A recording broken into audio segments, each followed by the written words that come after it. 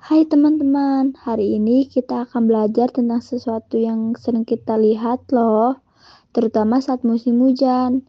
Ada yang bisa tebak? Betul banget, kita akan membahas tentang banjir. Pasti ada di antara kalian yang pernah dengar atau melihat langsung ya. Yuk, kita cari tahu lebih dalam tentang banjir dan bagaimana kita bisa menjaga lingkungan kita agar tetap aman dan nyaman. Adik-adik, tahu nggak definisi banjir menurut undang-undang? Jadi, definisi bencana menurut undang-undang itu ada pada nomor 24 tahun 2007 tentang penanggulangan bencana. Sebelum kakak jelaskan, apakah adik-adik ada yang sudah tahu definisi bencana menurut undang-undang? Kalau tidak tahu, kakak akan jelaskan. Jadi, bencana menurut undang-undang adalah peristiwa yang mengancam dan mengganggu kehidupan masyarakat. Disebabkan oleh 3 faktor. Apa saja itu, Kak? Yang pertama, faktor alam. Yang kedua, faktor non-alam. Yang ketiga, faktor manusia. Pengelompokan bencana, yaitu ada bencana alam, bencana non-alam, bencana sosial. Oke teman-teman, bencana bukan berasal dari alam saja ya, melainkan ada juga yang dari non-alam dan dari sosial ya teman-teman. Oke, yang pertama ada bencana alam. Apakah kalian tahu bencana alam itu apa? Bencana alam adalah bencana yang diakibatkan oleh peristiwa atau serangkaian peristiwa yang disebabkan oleh alam antara lain berupa gempa bumi, tsunami, gunung meletus, banjir, kekeringan, angin topan, dan tanah longsor. Terus yang kedua ada bencana non-alam. Apa sih bencana non-alam? Bencana non-alam adalah bencana yang diakibatkan oleh peristiwa atau rangkaian peristiwa non-alam yang antara lain berupa gagal teknologi, gagal modernisasi, epidemi, dan wabah penyakit. Terus yang ketiga yaitu ada bencana sosial. Bencana sosial adalah bencana yang diakibatkan oleh peristiwa atau serangkaian peristiwa yang diakibatkan oleh manusia yang meliputi konflik sosial antara kelompok atau antar komunitas masyarakat dan tenor. Kalian tahu apa itu banjir? Banjir adalah ketika air yang banyak menutupi daratan yang biasanya kering. Apa teman-teman tahu penyebab banjir itu apa? Ya, benar. Penyebab banjir ada banyak, seperti hujan deras, air sungai yang meluap ke jalanan. Jadi, teman-teman harus hati-hati ya dan cari tempat yang aman agar terhindar dari banjir. Banjir juga bisa disebabkan oleh alam dan manusia loh.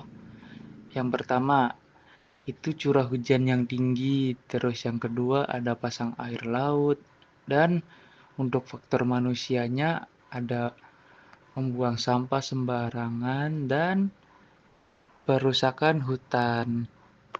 Apa sih yang harus dilakukan sebelum terjadinya banjir? Nah, halo teman-teman semuanya. Kali ini kita akan membahas tentang sebelum terjadinya bencana banjir atau bisa disebut dengan pra-bencana.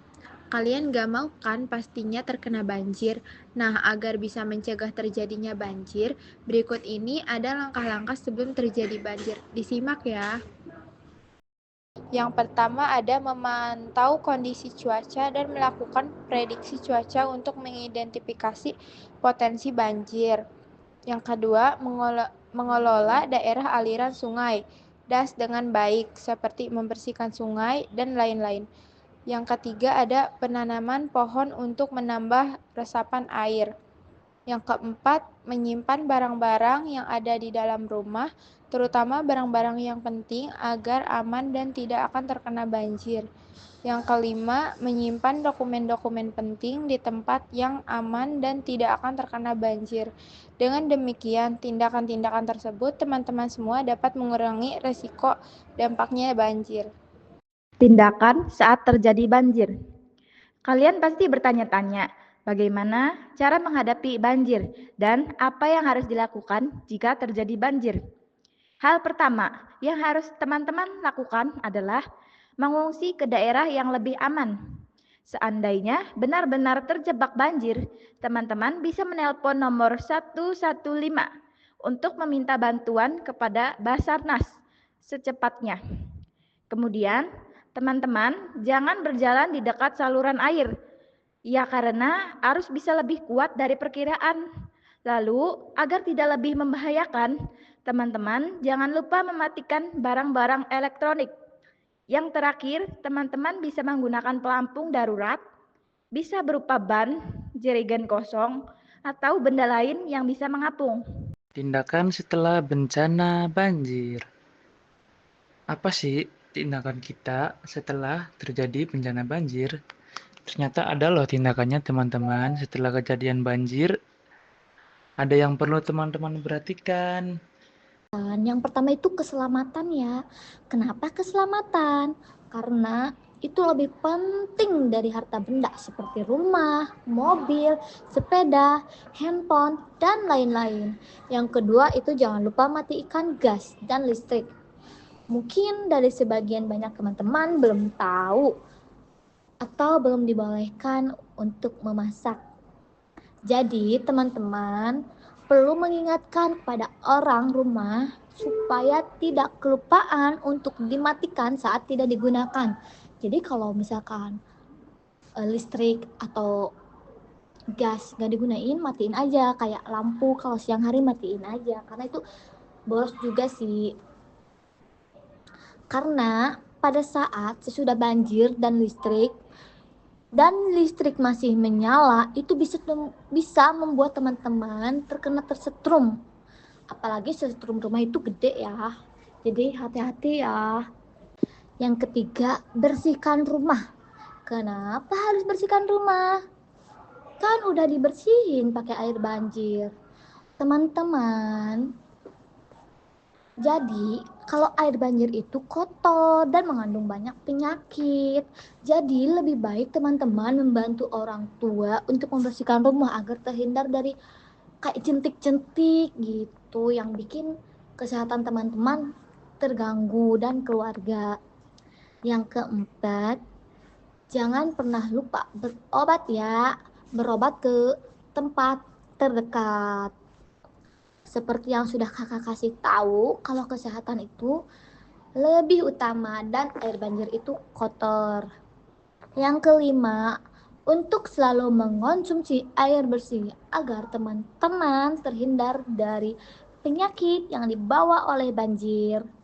Yang keenam, teman-teman bilang ke orang tua supaya orang tua bisa konsul ke pihak yang berwenang supaya teman-teman dan keluarga mendapat fasilitas yang layak untuk teman-teman dan keluarga huni. Yang terakhir, teman-teman harus tetap waspada ya, karena setelah banjir pasti akan datang pada saat lain waktu. Karena yang pertama, cuaca yang buruk, banyak dari teman-teman yang suka membuang sampah sembarangan. Jadi teman-teman jangan buang sampah sembarangan ya, buang sampah kepada tempatnya yang udah disediakan agar teman-teman terhindar dari banjir dan meminimalisir untuk bencana banjir. Jadi teman-teman jangan lupa ya, tetap jaga kebersihan di sekitar kita. Akhirnya kita sudah sampai di ujung pembelajaran. Teman-teman sudah tahu kan apa itu bencana? Yang seperti di awal tadi kita belajar bencana alam, bencana non-alam, dan bencana sosial. Selain itu juga kita belajar tentang banjir, dari definisi banjir, penyebab banjir, tindakan sebelum terjadinya banjir, tindakan saat terjadinya banjir, dan tindakan setelah terjadinya banjir. Semoga teman-teman bisa menjaga lingkungan kita ya, supaya tidak terjadi banjir. Ayo teman-teman, kita jaga lingkungan kita agar terhindar dari banjir. Jangan buang sampah sembarangan, rajin membersihkan selokan, dan menanam pohon. Jika ada banjir, segera cari tempat aman dan bantu teman yang membutuhkan. Bersama kita bisa menjaga lingkungan kita tetap bersih dan aman.